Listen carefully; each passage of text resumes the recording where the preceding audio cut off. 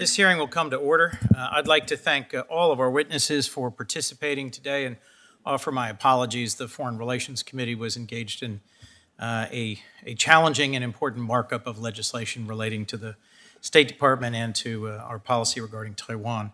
And I want to specifically thank Ranking Member Sass and his staff for working with us on a constructive, consensual basis around putting together this hearing, the agenda, and the witnesses. This is a critical topic, and I'm looking forward to a productive conversation today. We're going to explore how American citizens' private personal data are being accessed, collected, and used by our foreign adversaries. We know that hostile foreign intelligence services continue to work to gather sensitive information about each and every one of us. They collect information about to whom we speak, the places we visit, the news we consume, the products we buy, and a great deal more. And they do this because the insights buried in that data can be used against us. It can be used to either pressure or blackmail people in positions of responsibility and power with access to critical national security information. It can be used to gain strategic insights into social or economic trends. It can be used to sharpen, refine misinformation or disinformation, campaigns that other nations have engaged in to sow discord and to weaken our democracy. There's no shortage of ways foreign adversaries can gather and compile this sensitive personal information. Yesterday, the full committee had a hearing with Twitter whistleblower Mudge, Peter Zatko, and he testified that foreign intelligence agencies have targeted social media platforms to mine information from inside those companies. There's also been public reporting about a steady stream of hacking and ransomware attacks. It seems we have heard over and over about wide-scale data breaches. We also know applications and software that are controlled by foreign nations presents its own risk, with American users being directly providing their data to companies who are incorporated in or located in adversarial nations. And there's other sources of less prominent data leakage through a vast system of data brokers that buy and repackage and sell data from tens of millions of Americans and resell it to the highest bidder.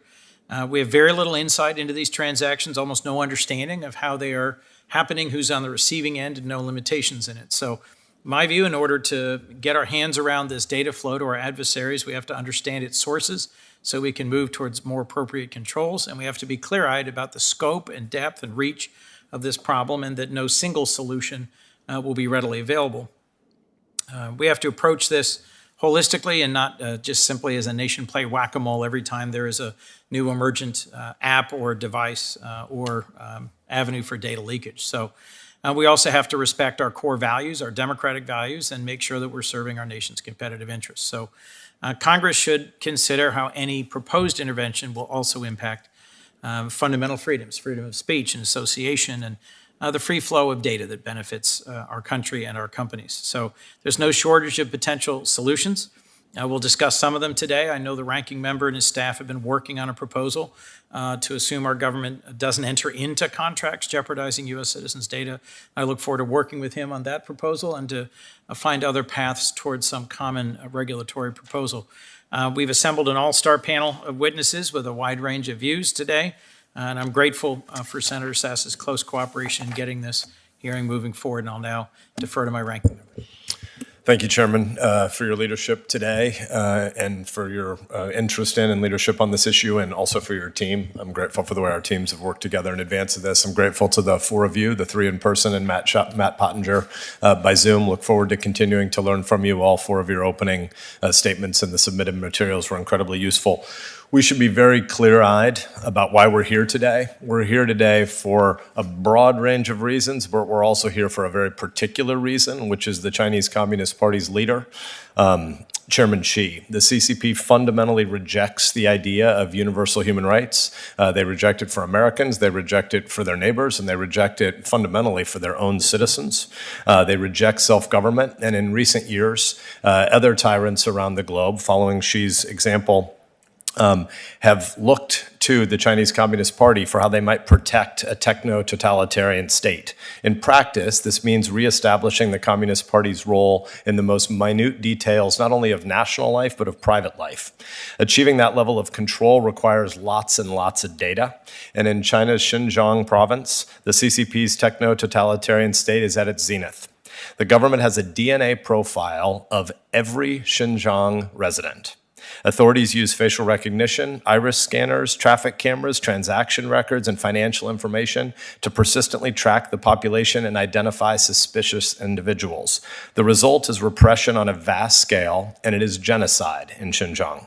More than 1 million Chinese Uyghurs, a predominantly Muslim ethnic minority, are detained in camps in Xinjiang without any legal recourse. The party euphemistically calls these camps vocational training centers, but escaped prisoners testify to torture, sexual abuse, forced sterilization, organ harvesting, and forced pledges of loyalty to the state.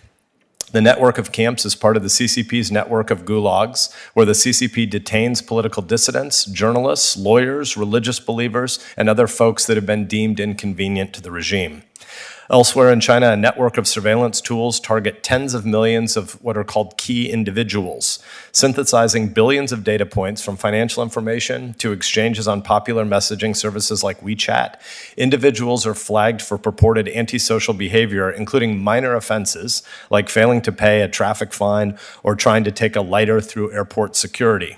The PRC has also begun to turn its surveillance state outward by, on the one hand, selling its surveillance tech to other autocratic leaders around the globe, and on the other hand, siphoning off enormous amounts of data from free nations like ours through a coordinated campaign of data collection. The prime target of that campaign abroad is the United States and our citizens. We should be absolutely clear about this fact. There is no such thing as a private company in China. American C-suites want to lie to themselves and delude themselves about it, thinking the collective action problem will be solved sometime later after they've made a lot more money and exited their firms. But there are no private companies in China. The Chinese-owned hardware and software through the national security law have backdoors for the government, and they pose a threat. TikTok all but invites the CCP to spy on Americans, while Huawei sells spyware on the party's behalf. PRC cyber attacks have targeted everything from federal employees' security clearances in the US through OPM forms, to credit reports, to Equifax, to passport and travel information from Marriott hotels. All told, the US government now estimates that 80% of Americans have their personal data stolen by PRC hackers. Think about that. 80% of Americans have personal information stolen by hackers working on behalf of the Chinese government. We heard yesterday, as the chairman mentioned, from a whistleblower at Twitter that a Chinese spy was employed, maybe multiple Chinese spies inside Twitter, that could have easily gotten access to the massive pot of data inside that company, including location and private messaging of any Twitter user. And if we're being honest, we simply have no idea the scale or scope of the data that the CCP may have licensed or bought through commercial data markets or from data brokers. They can use data to map dissidents and identify support networks with the brutal aim of silencing any opponent of the CCP. The CCP can use data about Americans to hunt down spies and intelligence assets, to attempt to coerce, blackmail, and extort government, military, and intelligence officials, and to spread lies and propaganda among the American public. We have already seen the PRC flex its repressive muscles outside of its borders, including in the United States. As just one example, Roy Jones, a Nebraskan, a native of Omaha who worked for Marriott, was fired after he liked a tweet from the Friends of Tibet account. This firing by Marriott was done on behalf of the CCP. We also know that this data matters for U.S. national security and economic competitiveness. Critical and emerging technologies like AI, autonomous systems, and biotech are heavily data dependent, and the CCP matches a strategic vision with an enormous influx of cash to try to win the tech race. In response, the U.S., as the chairman has said, has been playing whack-a-mole, blocking an acquisition here, sanctioning a particularly dangerous Chinese spyware company there. But in the meantime, TikTok's U.S. market share keeps growing Twitter has spies internally, according to yesterday's full Judiciary Committee meeting, and the average American has absolutely no idea what the CCP might be building about them in terms of a data profile. Administrations, the last one and this one, mealy-mouthed promises don't cut it. We need real action, and the Congress needs to be involved. At the same time, it's important to remember why the U.S. has protected the free flow of information across national borders in so many cases, because open data flows between the U.S. and our allies and partners around the globe have been critical to economic growth and innovation in the American and the American-led Western economies around the world. Having American technology companies at the helm of the global internet has been a boon to U.S. national security and to the American people. So one thing I hope that we can all agree on today is that the challenge that the Chinese Communist Party presents is not simply political or economic or military. It is, at the extreme, civilizational. We're not in a struggle with the 1.4 billion Chinese people. In fact, we fight on behalf of the overwhelming majority of them. 1.4 billion people in that country are made in the image of God, and this is not us versus them. It is everybody who believes in dignity against the small handful of inner-ring tyrants that support Chairman Xi. We should admit this, regardless of whether or not U.S. politicians or business leaders want to, and that is that we are faced with a century-defining challenge in our long-term technology race with the Chinese Communist Party. Chairman Xi aims to advance a new model, a new view of human dignity or the lack thereof, and a new model of governance. That model is not only different from the free world, it is fatal to the free world's vision of universal human dignity. We should recognize this, square up to it, and one of the fundamental steps to do that is take data flows more seriously, and I applaud the chairman for his leadership today. Thank you very much, Ranking Member Sass. I'd like to turn to our witness panel. We welcome today 4 witnesses to testify about how we can better protect American citizens' data from foreign adversaries. Our first witness is Sam Sachs, Senior Fellow at Yale's Paul Tsai China Center, as well as a Cybersecurity Fellow at New America. She is among our nation's leading researchers on China and data security strategy, and has more than a decade of experience analyzing Chinese data policies for both the U.S. national security community and corporate clients. We next have Professor Susan Landau, Bridge Professor in Cybersecurity at the Fletcher School and School of Engineering at Tufts, where her work focuses on the intersection of cybersecurity, national law, and policy. Next, we'll hear from Matt Pottinger, who I believe is testifying remotely. Mr. Pottinger is the China Program Chairman at the Foundation for Defense of Democracies.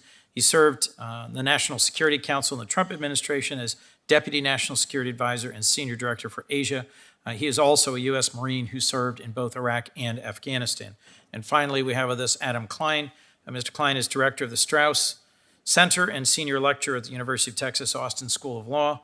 Mr. Klein was formerly Chairman of the Privacy and Civil Liberties Oversight Board. After we swear in the witnesses, each witness will have 5 minutes to provide an opening statement. We'll proceed to questioning. Each senator will have 5 minutes, and we may well go to a second round, time permitting, given what I think will be the broad interest in your testimony. So if all the witnesses here would please stand to be sworn in. Please raise your right hand. Would you affirm that the testimony you're about to give before this committee will be the truth, the whole truth, and nothing but the truth, so help you God? Thank you. Let the record reflect all witnesses answered in the affirmative. Ms. Sachs, you may proceed with your opening statement. Chair Coons, Ranking Member Sass, and members of the subcommittee, thank you for the opportunity to testify today. U.S. policymakers face a new challenge in data security. While Beijing's history of state and quasi-state cyber hacking and illegal data exfiltration has been well documented, policymakers must now grapple with a new challenge, a new set of risks. What happens if Beijing were to aggregate illicitly acquired data with that gleaned openly from available commercial channels? Beijing is already presumed to have sensitive national security information from the theft of personnel records of roughly 21 million individuals from OPM. If location, health, social media, or pattern of life data were to be acquired on the open data market, and combined with that, through cyber theft, China could target individuals in sensitive government national security positions, in the military, or those with access to critical infrastructure. Access to large data sets collected abroad also provides Chinese companies with insights into population and individual consumer preferences, risk tolerance, and other indicators. I see this as primarily an economic competitiveness risk that could enhance the market position of Chinese firms beyond China, enabling them to develop AI applications that would better serve diverse demographics. But Beijing could also attempt to push out misinformation to audiences abroad using insights about individual preferences or psychology decision-making trends to help make that misinformation more convincing and more realistic. I'd like to offer recommendations that I believe could create an opportunity to at once address these transnational security threats, but while also advancing a more secure, ethical, democratic, and global internet in its own right in ways that are actually much bigger than China. First, American data will remain exposed so long as restrictions only focus on specific companies from countries that are deemed adversaries. Congress should mandate basic standards for what data can be collected and retained in comprehensive federal privacy law to protect US data regardless of where the risk originates. Without higher standards for data security and privacy that apply to everyone, US personal data and other sensitive data will be more vulnerable to breaches, whether from hackers from China, from companies transferring the data abroad, or from being sold to third parties who openly are buying, aggregating, and selling consumer data with no transparency and no controls. Second, the United States should also work with like-minded governments to develop a common set of standards that would allow data to flow freely. The United States could lead the way in setting up a multilateral certification system that would extend benefits to countries whose data regimes and companies meet certain criteria, perhaps referencing the OECD privacy guidelines. I'd also like to note the potential for the Global Cross-Border Privacy Rules Forum, which is a data transfer alliance that requires companies to certify to common standards to enable for cross-border transfers. Third, technical measures to safeguard data should complement these policy efforts.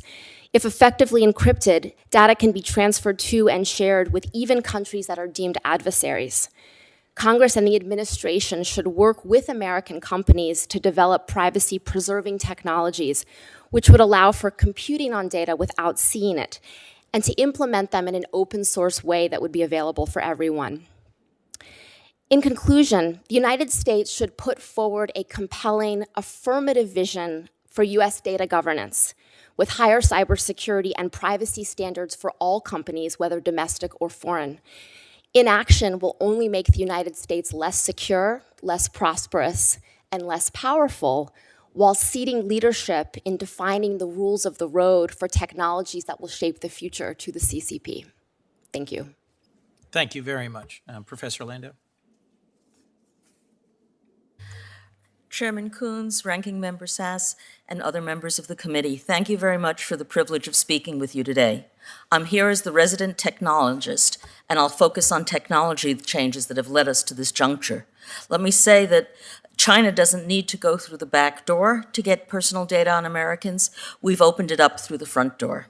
Let me explain. In the early days of the web, online advertisers relied on cookies, short text files placed on a user's device that provide long-term records of user activity. But the rise of technology, including smartphones, changed the online advertising business. The industry seeks to do two things: deliver ads and get paid for doing so, and target ads to individuals. Profiling consumers means that users are tracked from the moment they pick up their mobile device in the morning till they lay it down at night. The privacy risks to individuals and the security risks to the US are enormous. I want to start with some history to provide context. When Assistant U.S. Attorney Patrick Fitzgerald was investigating the 1993 World Trade Center bombing, he used call detail records to connect suspects' actions. Doing so took him hundreds of hours. A quarter of a century later, this can be done in seconds. This is one of the many changes in the non-content part of communications and related device usage that has caused problems in privacy. The first change, digitization of phone records, made searching communications data, metadata, who called whom when, and for how long, easy and fast. The second came from the move to cell phones. Telephone service providers automatically receive information about user locations whenever a phone is on. Later technologies, including GPS and other methods, provide even more precise location information. The third change came from the shift to internet communications, whose metadata is richer than that of phone calls. The fourth, telemetry, streaming data from user devices, provides measurements on device functioning and user activity. This is really useful. It helps manufacturers learn what actions a user took before a device crashed, for example. But sensors on the smartphone, accelerometers, gyroscopes, magnetometers, power sensors, can provide private information about the user, and that data is often shipped off the device. We all know about the data we consciously provide to online sites, addresses where we register for a service, search terms which we type in, photos we upload. It's the data we are unaware of providing that I want to bring to your attention. Users can't control its use, but such data can disclose private information about individuals. For example, even if two users shut off providing GPS location information, device telemetry can reveal they spent the night together. Telemetry can show whether a user is on a bike ride or at a concert. This non-content, metadata, and telemetry can also be used to identify and profile consumers. Asking users to control metadata and telemetry usage off the device doesn't make sense. It's too hard for users to do. There are too many questions, and they can't understand what information might be revealed. The ad industry makes information about individuals remarkably available. Just 2 weeks ago, we learned that one company had been providing businesses sample data on 61 million unique mobile devices. This revealed precise locations of where users had been, including such sensitive locations as reproductive health clinics. For safety and security, we must control the use of metadata and telemetry. Companies should use the data as the telephone company once did to deliver information, ensure that communications networks work securely and properly, plan for growth, and also for health, public planning, and research in the public interest. I have more details in my written testimony. I recommend that the current bill in front of Congress, the American Data Privacy and Protection Act, include protections against the use of metadata and telemetry outside these purposes. As Chris Inglis and Harry Kresge wrote in February, better privacy protections would make it easier for the U.S. to work with the data regimes of like-minded partners. Collaboration would enable deeper interoperability and commercial exchange with countries such as Japan and those in the EU that have already begun laying the foundations of 21st century data law. The resulting international ties would help constrain the spread of Beijing's and Moscow's surveillance technologies. By making Americans' personal data more private, their data becomes more secure. And this, in turn, strengthens our national security. It's a win-win for individuals and for society. Thank you. Thank you very much. Mr. Pottinger, I believe, is going to testify remotely. Great. Chairman Coons and Ranking Member Sass and members of the subcommittee, it's a privilege to appear before you today. For years now, Washington's engagement on data issues has been dominated by disputes on Capitol Hill and with our European partners over privacy rules for America's tech giants. But at the same time, there's an even greater data threat from Beijing that's gone largely unaddressed. From his earliest days in power, Chinese Communist Party leader Xi Jinping has made clear that, quote, whoever controls big data technologies will control the resources for development and have the upper hand, close quote. So to the CCP, data is not merely information, it's an instrument that Beijing uses to improve its military capabilities, its surveillance state, and its bid for commercial dominance in the technologies of the future. The personal data that it captures is used to influence and intimidate, to reward and blackmail, and ultimately to divide and subvert. The Biden administration has underscored the importance of data in our competition with Beijing, but so far, no visible American counter-strategy has emerged. The result is that China is already beating the United States and its allies when it comes to harnessing data to achieve commercial, technological, and military advantages. So in classifying data as a, quote, strategic resource, Xi Jinping has spent the last decade establishing the laws, regulatory mechanisms, and enforcement leverage necessary to ensure that data in all of its forms is accumulated, controlled, and exploited to advance the strategic interests of his single-party regime. China's prowess in artificial intelligence and Beijing's centralized data regime have been put to use in ways that couldn't be more antithetical to human freedom. Most notably, it has been used to monitor, oppress, and incarcerate millions of ethnic and religious minorities, including the ethnic Uyghur people, which even the United Nations now recognizes as victims of probable crimes against humanity. Beijing wants to export this data-driven surveillance technology and to other autocratic governments around the world. Equally important, Beijing's evolving data regime also advances its key aims of global propaganda, censorship, and influence. Xi Jinping has said that he wants to win a global, quote, public opinion struggle, close quote. He's putting massive resources into enhancing what he calls China's, quote, discourse power. And by discourse power, he means the Communist Party's ability to set and suppress and shape global narratives. And it should concern free societies everywhere that the autocratic regime in Beijing now regulates the AI algorithms that are the secret sauce in Chinese-owned social media apps that are becoming dominant in the United States and around the globe. Beijing is using legal warfare to advance its strategy, aiming to ensure not only access to, but also de facto control over global data flows.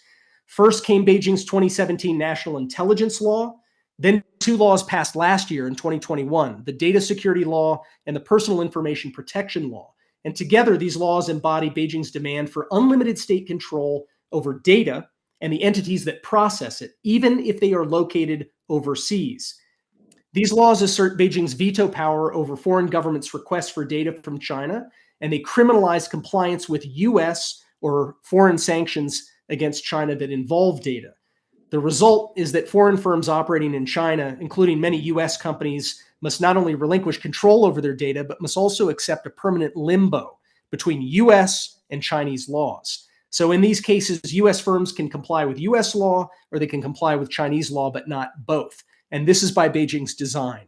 US banks and technology companies operating in China are already feeling the effects of the CCP's digital coercion. So there are several steps the US can take that would strengthen our position in light of Beijing's data strategy. First, the Committee on Foreign Investment in the United States should do more to block Chinese acquisitions of and investments in US companies with sensitive data. At the same time, the Information and Communications Technology and Services Regime, so-called ICTS, which is run by the Commerce Department, should block data flows that undermine our national security. Second, the US needs to develop a tailored data denial strategy to curb the flow of sensitive US and allied data to China that can be exploited by the CCP. The case of TikTok and its Chinese-based parent, ByteDance, is an important and urgent policy test given mounting reports of exposure of US user data to the regime in China. The late Japanese Prime Minister Abe Shinzo back in 2019 put forward a blueprint that he called data free flow with trust. This should become the basis for a new allied data policy. The United States and its allies and partners must promote enhanced data sharing among themselves while simultaneously limiting the dangerous data flows to China. Fourth, the United States should consider ways to restrict the sale of Americans' sensitive personal data to high-risk entities, including those controlled by or subject to the influence of the CCP. Fifth, and penultimately, Congress should encourage the adoption of standards for the protection of sensitive personal data held in the private sector. Sixth and last, apply cyber data management throughout the federal government. The fiscal year 2022 National Defense Authorization Act required what it called the development of a policy and processes that secure the routing infrastructure within the Department of Defense. Congress should pass new legislation that mandates this cyber data management provision for the entire federal government, not just for the Department of Defense. Thanks for the opportunity to testify today. Thank you very much, Mr. Pottinger. Mr. Klein. Chairman Coons, Ranking Member Sass, and members of the subcommittee, thank you for the invitation to testify today. For decades, American policy has sought to preserve the ideal of a borderless global internet. That was a noble vision, and it remains an attractive and instructive one in many ways. But the world has changed, and our policy needs to change with it. Most importantly, data flows must reflect geopolitics. Germany's experience in the wake of Russia's invasion with Ukraine, having to scramble to replace natural gas that was unwisely imported from Russia for years, is an illustration. We should be thinking today about what we might wish to change tomorrow if the world changes dramatically in a moment. We face intense competition from the People's Republic of China. Our military leaders have warned that this could lead to war this decade, and we know that China can use our personal data to hurt us in many ways, which have already been discussed by the other witnesses and by both of you in your opening statements. It seems to me that this is a matter of considerable urgency if, as our military leaders tell us, this situation could come to a head at any moment. We should stop feeding this data to our adversaries, but we can't simply replace the idea of a global borderless internet with a balkanized internet dominated by data localization. It's also important to preserve innovation and commerce. And so the question is, what principles should we use to replace the open borderless internet? I agree that data free flow with trust proposed by Shinzo Abe is a great illustration of the type of principles that we should adopt. In contradistinction, the European idea of an adequacy regime where we judge whether data can flow to other countries based on their domestic privacy regulation seems like something that the United States, with our focus on openness and innovation, should avoid. A few ways to implement this principle. First, the most urgent problem is Chinese companies that can help their governments gather sensitive information about Americans. This is data that, as Professor Landau said, is leaving through the front door. That includes apps, most notably TikTok. It also includes something that hasn't been mentioned yet today, which is internet-connected devices, which can monitor what goes on in our homes and other highly sensitive locations. And as researchers have documented, many of these devices send data back to servers in China. We know how power works in China. If the Communist Party decides that it wants an American's data, the company will provide it, and we shouldn't be tripped up by the intricacies of the laws that purportedly regulate such access. Second, ultimately, Congress is going to have to step in and provide a regime to empower the executive branch to control these data flows. We've seen in the litigation around some of the TikTok executive orders that there are potential statutory obstacles to comprehensive regulation here. Only Congress can put this geopolitical criterion for data flows on firm statutory footing. And the last point, consumer data brokers are, as the other witnesses have said, ultimately a national security issue. And even a prohibition on selling to foreign powers ultimately will not be sufficient. If our private information is for sale, foreign intelligence agencies are sophisticated enough to find a way to buy it. Thank you, and I look forward to your questions. Thank you very much. Look forward to our first and likely second round as well. And I appreciate all of your perspectives on the threats posed by our adversaries' data collection efforts. So let me just start by exploring the methods that hostile actors are using to obtain this data and the ways that they benefit from it, just to sort of lay the groundwork. Professor Landau, your testimony laid out the different kinds of sensitive data internet service providers and app operators collect and then sell to data brokers. Could you just give a sense of the kind of detailed personal information that could reasonably be expected to be available in one of these online profiles available for sale about me, about you, about Senator Sass, about our kids, about anybody currently in the audience? Sure. So the most important issue is your location. So GPS data, of course, tracks you where you go outside. But GPS data, you can shut off. You can click your phone and say you're not giving GPS data to this app and that app. But you may be using your Wi-Fi on your phone, and then the various companies have collected where Wi-Fi routers are. And so when your phone pings to connect to a Wi-Fi router, the Wi-Fi router will pick up which phone it was that did so, and of course, but that information, your phone is using, sorry, let me try this again. Your phone is going through an IP address. The companies, the data brokers, the apps, in some cases the apps, have collections of data on where the Wi-Fi routers are, not just in the Senate, not just in the House, not just in Washington, but in Seattle and in San Francisco and in London and everywhere else.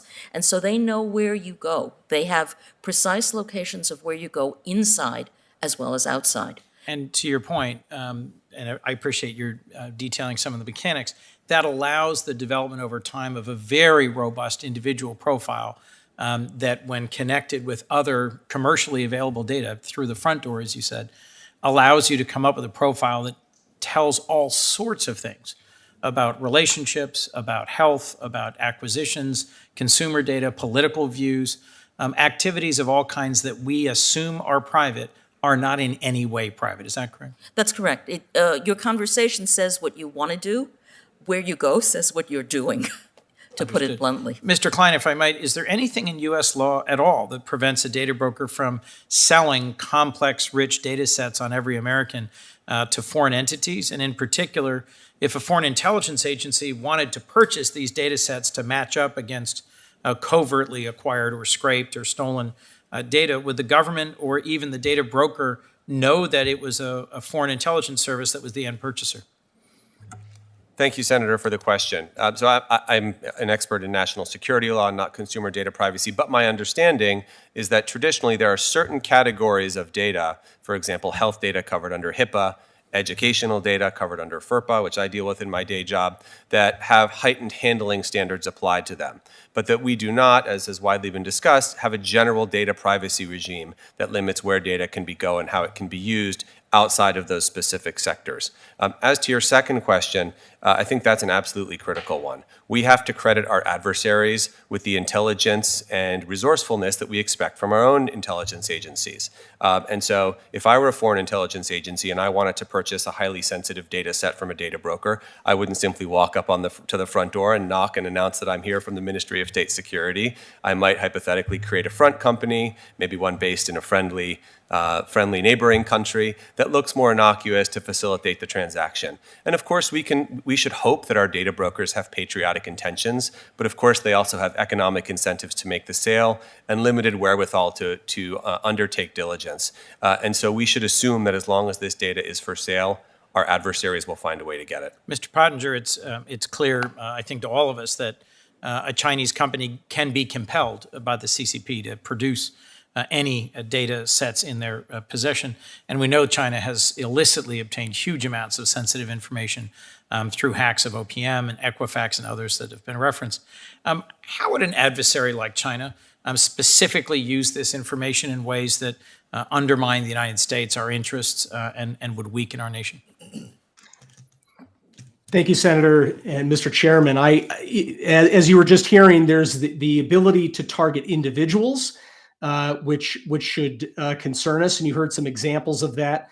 This wellspring of data that emerges from all of us through our digital activity. I mean, it's our health records. It can be our genetic sequences, online preferences, what we read, what we watch, what we buy, financial records, legal documents, supply chains for our businesses, and not to mention all the terabytes of imagery that are produced by our phones and by our self-driving automobiles and by drones and so forth.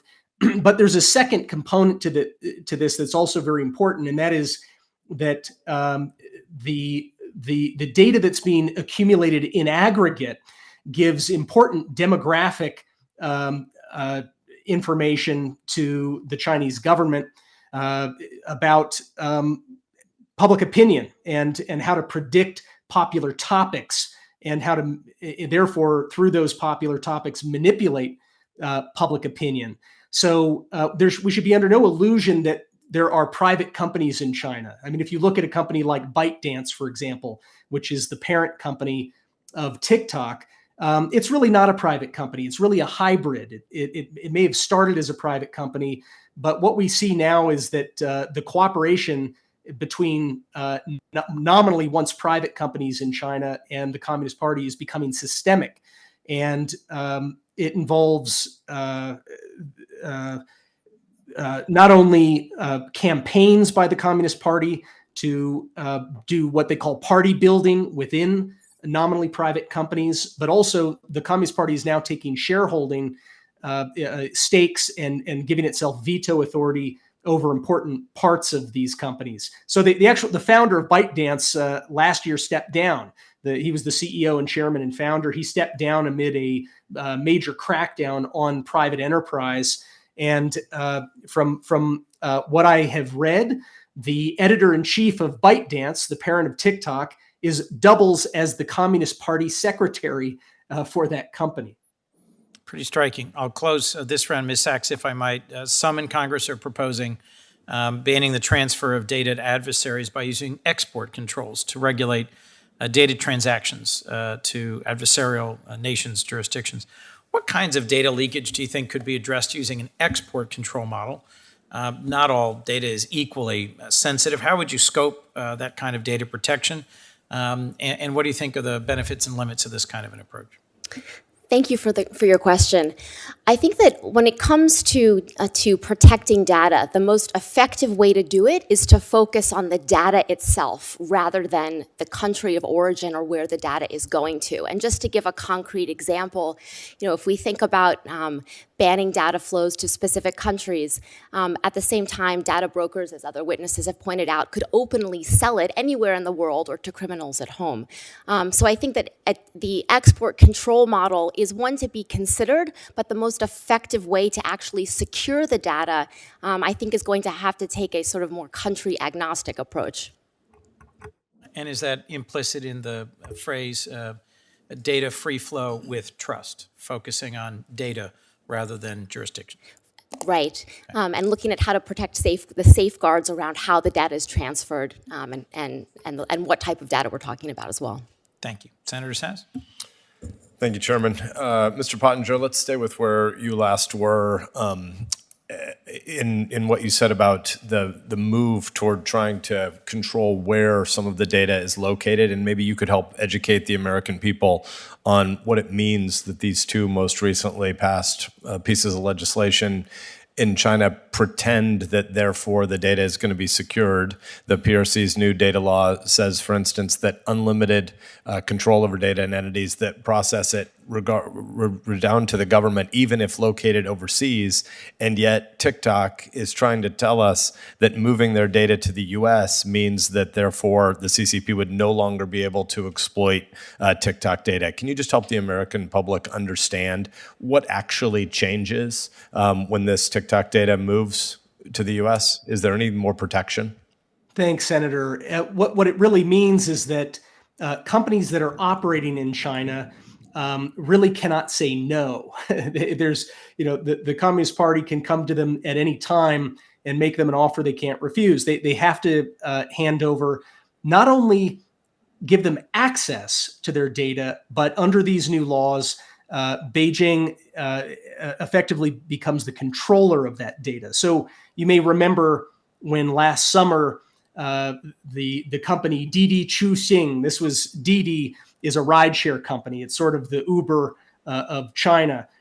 They were planning and actually went forward with an IPO in the United States. And then on the backside of it, they were rectified, to use the regulatory term.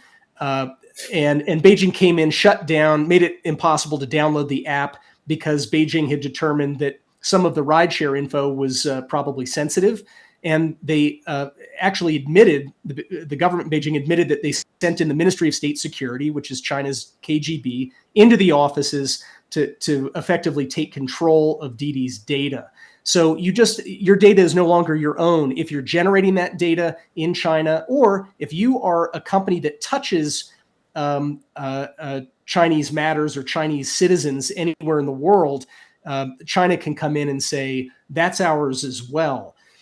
So there's a second part of this too, which is that the algorithms, which are, as I mentioned, the secret sauce that allows these apps to become so addictive, social media apps to become so addictive, those algorithms are now expressly regulated by the party state in Beijing. And in fact, they've just recently gone through a process of having all of the social media companies come in and unveil their secret sauce to explain how the algorithms work, what they do, what they don't do. So this is the first step toward giving Beijing a bird's eye view and ultimately a control of the cockpit over social media algorithms, which at the end of the day are what decide what we see and what we don't see, what tens or even more than 100 million Americans see or don't see on their social media feeds. Thanks. Mr. Klein, you in your opening statement explained some of the downsides to data localization strategies as a response, and you advocated for a presumption of the free flows of data among friendly nations for both national security and economic competitiveness reasons. Could you walk us through a little bit more about how friendshoring would work in practice? Thank you, Senator, and I greatly appreciate your mention of the term friendshoring. I think that's an idea with a very promising future. As I mentioned, we've seen with Germany in the wake of this invasion that economic linkages have to be evaluated in the shadow of future geopolitical contingencies. If we find ourselves in a Taiwan contingency with China next week, 2 months, God forbid, we will regret immediately not having taken some of these steps that we're talking about here today. And it's not just the availability of the data, it's also, as Mr. Pottinger mentioned, the algorithm and the ways that that could potentially be tweaked to amplify pro-China messaging, pacifist messaging, messages that might send panic through the American population in the event of the war. Some of these scenarios might sound far-fetched, but these are the things that I would do if I were in the cockpit over there. Glad I'm not. And so we have to consider them as very real possibilities today. To your point, the European Union, and I don't want to get too deep into the intricacies of data privacy law here, but has a regime where they require something called adequacy. And if your country is not adequate, it becomes much more difficult to transfer data out of the EU to that country. And as many people here may know, the United States and Europe have been involved in amicable but still challenging legal wrangling over whether we, Europe's closest ally, are adequate. And this has created a lot of uncertainty for American and European businesses. Now, I think that being the center of the global internet and innovation has been a great thing for us. And we should be very cautious about tampering with that and throwing up walls for data transfers. So I don't think this adequacy model is a great one. I propose instead a geopolitical criterion. Is there a real chance that flows of data between the United States and another country are going to disadvantage us in a geopolitical competition with an adversary? And we are fortunate to have many allies in this world, many countries with whom we are on friendly enough terms that we should be open to commerce with them. The number of countries with whom we should consider throwing up walls and preventing the flow of data is very small. But as I think everyone here recognizes, the stakes are also incredibly high with respect to that small group, and so we need to act with some urgency. I have some follow-on questions, but I'm at time, so I'll wait till the next round. Mr. Klein, if I might just follow up on that point, which I find fascinating, the idea of a very small number of countries with which we need to have high walls. Some have suggested that one of our challenges in terms of effectively approaching data security is that there's no single regulator in the United States that has either streamlined processes, sufficient resources, or enough regulatory power. Do we need a data security regulator in the United States? And how would you go about having the delineation of those nations who are sufficiently hostile enough from a data resource perspective as to justify the high walls? Thank you, Senator. So having been tangentially involved in and, of course, studying and teaching my students about the restructuring of the national security state after 9/11, the creation of DHS, the DNI, all of these things that you all know about, and how wrenching that was. It was necessary, but it was a very wrenching and time-consuming process. And so those of us who have been around Washington long enough know that that moving boxes around on a chart is never as quick and simple as we think it might be. So I'm always hesitant to propose new institutions, new agencies as the solution. And certainly we've seen the FCC and the FTC at times moving energetically on particular aspects of this problem. Ultimately, only Congress can really resolve this because, as I mentioned, there are various legal barriers that that jump up to what seem like good remedies to things like the TikTok problem. And so a statute is ultimately the only sustainable basis. Now, you asked, how do we know which countries should be in there? Some of them are pretty easy. Right? We all agree that the People's Republic of China is our systemic competitor, the biggest threat. The pacing threat, as the Department of Defense calls it. And of course, the Russian Federation is another country that, at least under its current regime, is implacably hostile to the United States and our values. So there's some low-hanging fruit, and there are a few other lesser rivals that would also fall into that category.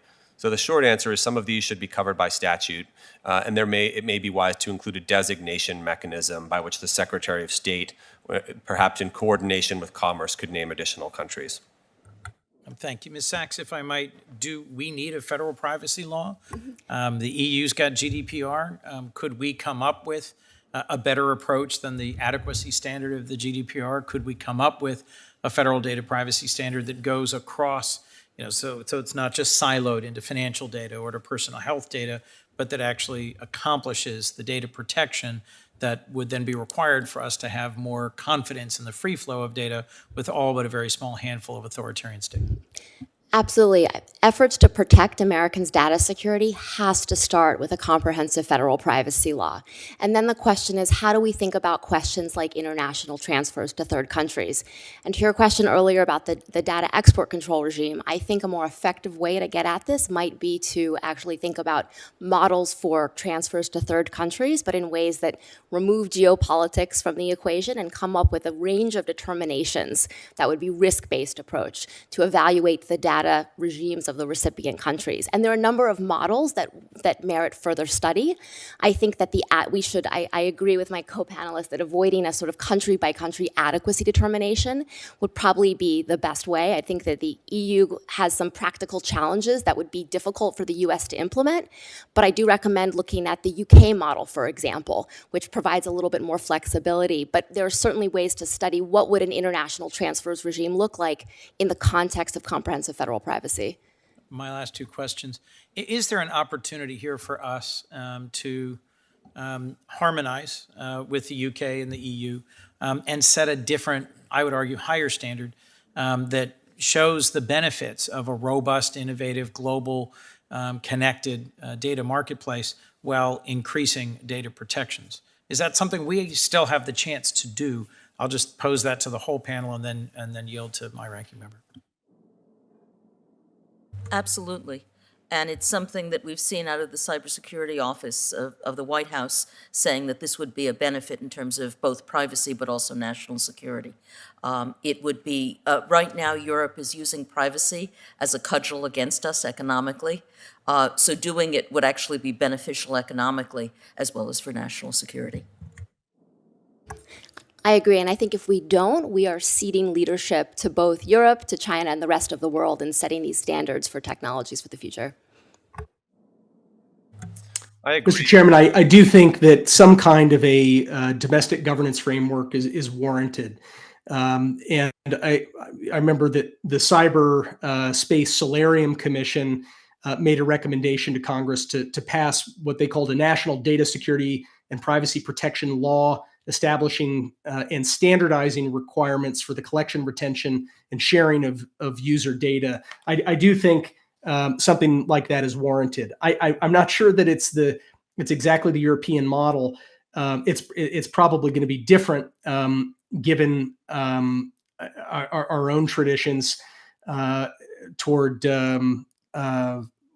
free speech for one thing, but I do think that we can come closer to where the Europeans are, to the point that Susan and Sam made. I don't want to see the United States cede leadership. I want us to get past this this sort of impasse that we have with the Europeans, and to do it in a way that works well for the U.S. and for our industry. My strong impression is that by failing to act legislatively, we are ceding leadership. Mr. Klein, why don't you close and then I'll yield to Senator Sass. I think we all agree that a comprehensive data privacy legislation would be beneficial for national security as well. We also want to remember that we have led the development of the global internet for a reason. It's that we allow entrepreneurs to create, to develop transnational business models, to innovate. So privacy legislation has to reflect that American bias toward innovation, which we don't want to lose. Thanks. Continuing from there, Professor Klein, obviously Chairman Xi has already gathered an unbelievable amount of PII on Americans, and that's not just going to evaporate because we got more effective at your idea of friend shoring and other ways to allow free flow among trusted neighbors and nations. What's a reasonable way to think about where we could be 5 years from now? You mentioned the rise of, counterterrorism bureaucracies after 9/11, and 9/11 happened 7 months into President 43's first term, and most of the laws weren't passed until '04, and most of the bureaucracies weren't stood up till '05, '06, and they weren't functioning well for another 3 or 4 years after that. That's a decade. What can be done in the next 5 years? Thank you, Senator. I think we have to be somewhat modest about how completely we can seal off these leaks. I think of it as a bucket with 50 holes in it. And a lot of them are small. They're pinpricks, and we can't close every pinprick. But the giant hole in the bottom, we can close. And so, for example, allowing them to take data out the front door through apps that collect huge amounts of data on Americans is something we should do now. And people might say, well, if the data is stored overseas or in loosely secured data centers, they can still find a way in. That's true, but let's make them work for it. Let's make them, for example, send a human intelligence officer to a third country and try to gain access to a data center. That's a lot harder than simply bringing it out through an app or buying a data broker. Let's force them to burn some zero-day vulnerabilities to get into these treasure troves instead of just taking it out of the front door or from the loading dock on the back of a truck. That carries its own risks for them, operational security risks. They'd have to give up valuable capabilities potentially, and they'll have to weigh whether that data is valuable enough to warrant risking these other intelligence tools on. Let's put them to the test and force them to do hard things to get this data instead of making it so incredibly easy. Same question to you, Mr. Pottinger. What's doable inside the first 5 years? And if there are 50 leaks in the bucket, what do you prioritize as task 1 and 2? Yeah, I do think that we could make a lot of progress. I agree with everything that Adam just said, but also on that data free flow with trust. I think we failed to just take the bull by the horns. Prime Minister Abe came forward with a basic but elegant kind of framework that, in essence, says countries that enjoy the rule of law and other countries that want to work within an environment where the rule of law is respected, where privacy is respected, should be pooling data in ways that make that data useful for our technological advances, and in ways that respect privacy, where some of that metadata, the telemetry, and so forth are not exposed and identified with individuals. I really think that we need to take the lead on this. I know that the State Department has a new ambassador at large position, someone that I know, in fact, has been nominated for that job. That would be a very useful sort of endeavor to start taking leadership on the allied response. So it's not merely a U.S. response on that. The other would be, I think, really on the CFIUS side and really energizing the ICTS process. Remember, ICTS, this Information Communications Technology and Services regime, was something that sprung from an executive order signed by President Trump, and then also renewed and advanced further by President Biden's executive order. But we haven't heard anything from them since. It's been a few years now. And what this thing is designed to do, it's a little bit like CFIUS, but whereas CFIUS monitors inbound investment to make sure that investment does not threaten U.S. national security, the ICTS process examines inbound technology, software, apps from adversary states, first and foremost China, to ensure that those technologies and apps and software and equipment into our IT systems do not threaten our national security. I think there's a chance for that process to be energized. I think Congress is going to have to do it with your gavels and just call hearings and find out why we haven't heard anything from ICTS in the 3 years since it was created. Thank you, Senator Sass. Senator Klobuchar. Thank you very much. Thank you, Senator Coons, Senator Sass, for holding this very important hearing. And I appreciate the testimony from our witnesses.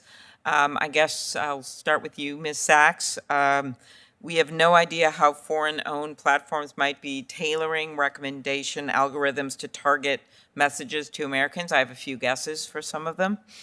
We need more transparency. And I have been proud to team up with Chair Coons and Senator Portman on a bill called the Platform Accountability and Transparency Act to require these digital platforms to give independent verified researchers access to data with appropriate privacy protections. Yesterday, I asked the whistleblower, the Twitter whistleblower, about this question, about if that would be helpful. As a researcher, and I'll ask you this as well, Professor Landau, as researcher, can you speak to how you might be able to use this kind of data effectively? I'm sorry, can you clarify what kind of data? Well, it is the independent, it's access to data within the platforms. It's data that the platforms would use to determine their algorithms and the like. Right. I think this kind of data, insight, psychology, behavior-driven data, can be used to tailor disinformation. And I think there are threats at home and abroad in terms of how that can be used to push out content that can persuade Americans of whether it's Chinese propaganda or whether it's misinformation about pandemics or elections. And so I commend your work on algorithmic transparency in this area. Professor Landau? I think it's absolutely essential. The data scientists in the academic research field have been clamoring for this for a long time already. They have access, for example, people have access to census data with protections on the census data so that people's private information is not released. And this is absolutely essential because we need to know, how are they working? Are there foreign influences on there? Are the algorithms fair? Are they just? And we don't know these things. And only by examining the data flows and so on can researchers actually measure it. Very good. Thank you. As chair of the Rules Committee, I've made election security one of my priorities, working across the aisle with Senator Langford, doing work on things like backup paper ballots.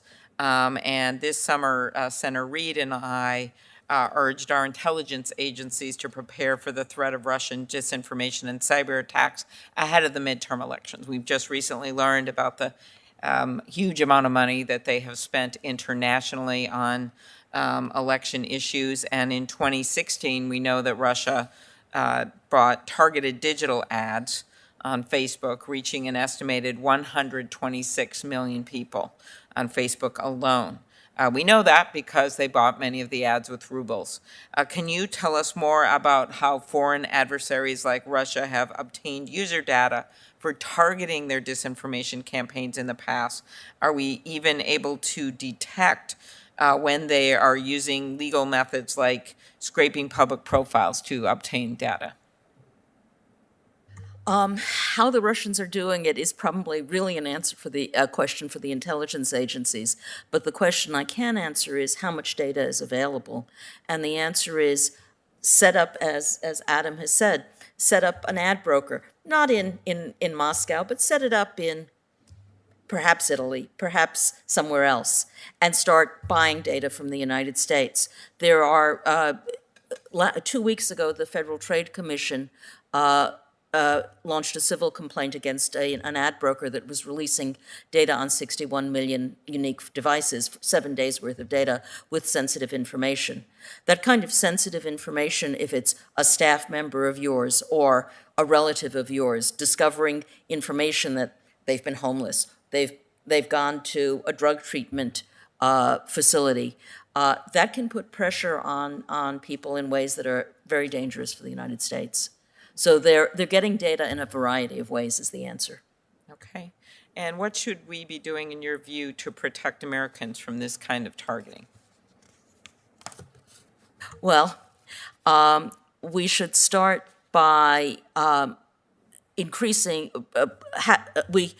this goes back to a question that Senator Sass was asking about what regulator is in a position to be able to, what agency within the federal government, or how do we approach protecting data? And I'm drawn back to what Senator Sass said a few moments ago about the I'm problems. always drawn back to what Senator Sass says. When he talked about how long it took post-September 11th before we got agencies that were actually working and functional. One of the things we didn't do on September 11th, at post-September 11th, which turned out to be a great thing not to do, was we didn't move the Computer Security Division from NIST over to DHS. And the result was that it grew and it functioned and it did much better. And why I bring that up right now is we have a problem with the FTC, but the problem is not with the FTC. The problem is with its scope of regulatory authority and the amount of funding it has. The FTC is actually doing a very good job on privacy with the limited resources it has. Yes. And so if we think about what's the thing we should do, we should increase its regulatory authority. So right now it's forced to go on harms, and harms are typically economic. The kinds of harms you're describing, Senator Klobuchar, are not economic, they're different. So we need to change the scope of its regulatory authority, and we need to fund it properly so it can do the job that you all are saying needs to be done in terms of securing Americans' data. Along those lines, Senator Grassley and I had a bill to change the merger fees, the way they're structured, to bring more money to the Justice Department. The FTC passed here unanimously, passed the Senate, and now is stuck over in the House for reasons I don't know. I will ask my other questions on the record. I'm out of time. Mr. Klein, I have a very good question for you. Thank you for being here, as well as of Mr. Pottinger. So thank you very much, all of you, for this really good hearing. Thank you, Senator Klobuchar. Senator Black. Thank you, Mr. Chairman, and thank you to each of you. I am just so surprised that Senator Klobuchar didn't ask one of our favorite questions, is why we need to pass a federal privacy standard. That was my next question, but I didn't want to go on your time. Well, there you go. There you go. So, Ms. Sachs, I want to come to you. Give us about 30 seconds on why we need to pass a federal data security standard and have one set of rules for the entire ecosystem, one regulator properly funded, properly set up. Go ahead. Right now, Americans' data is shockingly exposed, and it's exposed to foreign adversaries as well as data brokers and unregulated private companies. So we need baseline standards on collection, retention, and as well as who has access to that data. That will go a long way. Utilization. Yes.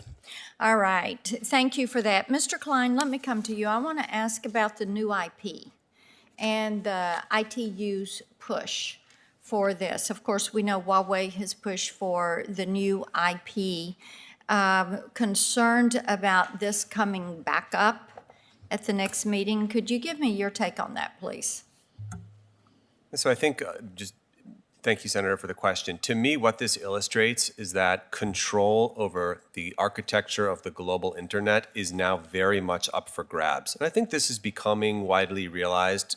Perhaps we could do more and be more energetic. I agree that the new ambassador at large position will be a great step there. But we as the United States need to have an alternative model for what the internet looks like in the future.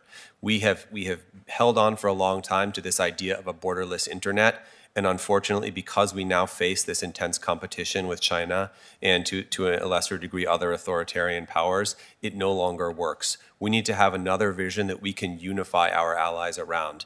And I agree with the many people today who have said that data free flow with trust, this idea to come out of Japan, is a very promising model for that. That data should move freely, that innovation should be possible, but among friendly countries that share basic rule of law commitments.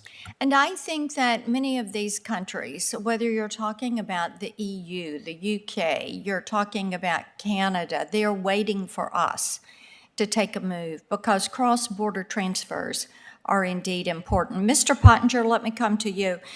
Talking about standard-setting bodies, we've seen China push to try to gain advantage in the sector using standard-setting bodies. So during your time in the Trump administration, did you witness this, and to what extent?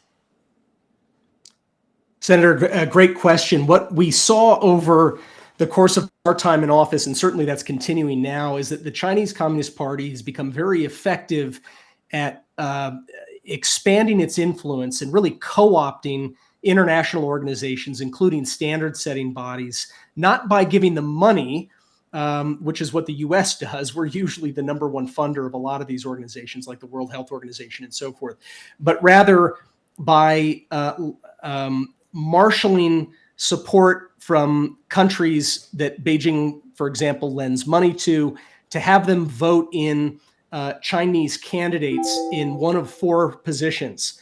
The director level job. So, and these are usually Communist Party officials who end up taking these jobs at UN or other international standards setting bodies. So they go after the director and deputy director roles, but they also go after the personnel, the human resources departments, so that they can control who comes in to work at low level and medium level jobs in those organizations. They come in to take control of the IT department, like we saw at the Food and Agriculture Organization, where as soon as a Chinese official took over FAO, they immediately threw out all the old IT and replaced it with Huawei systems so that the Chinese government can monitor everything that's going on within that organization and beyond. And the last one is the General Counsel's Office. So it's always been an oxymoron that a Chinese Communist Party official who comes from a non-rule of law society would have any legal role in any international organization. But they find their way in to a lot of these organizations, like we saw at the Civil Aviation Organization up in Montreal. So this is a battleground where we need to realize that we've been outflanked in many cases. Doesn't mean that Americans need to be in those roles, but certainly we need to campaign, horse trade, or organize the way that we campaign to get like-minded countries on board, so that we can have people from countries that are reliably supportive of the rule of law to come in and help enforce those standards. This is a big battleground. This is another one where my old friend Nathaniel Fick, who I think has been is up for being approved by the Senate to go into a role working on international cyber issues. This would be a big task for him and his staff, but it's one that needs White House participation and oversight at all times.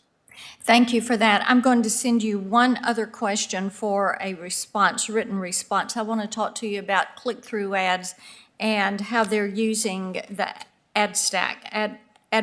Some of our adversaries are misusing that. Thank you, Mr. Chairman. Thank you, Senator Blackburn. Senator Whitehouse. Thank you, Chairman, and thank you, everyone, for helping advise us on this. I just wanted to talk about data brokers and the private sector's collection of Americans' data.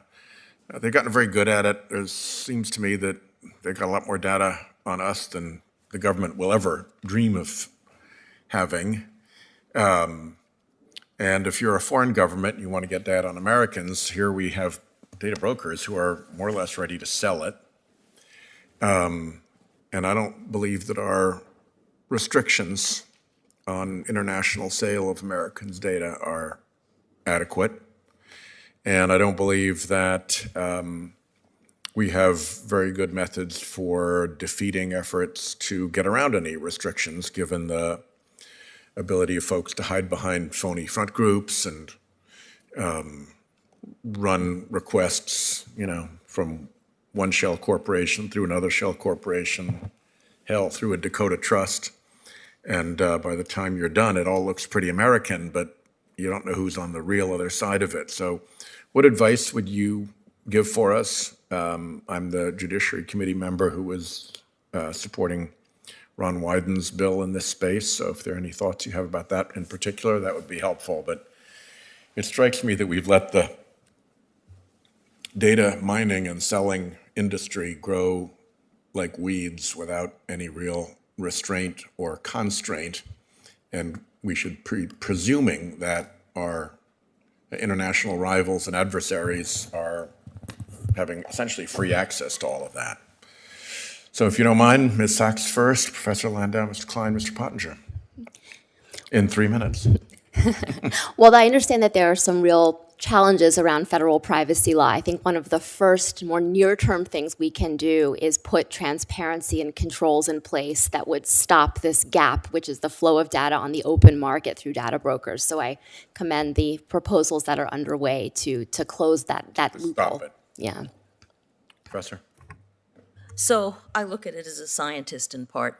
And as a scientist in part, I see, well, as I talked about earlier, if I think that it's really, well, this is outside of scientists, it's really important for our security to have us work with our allies.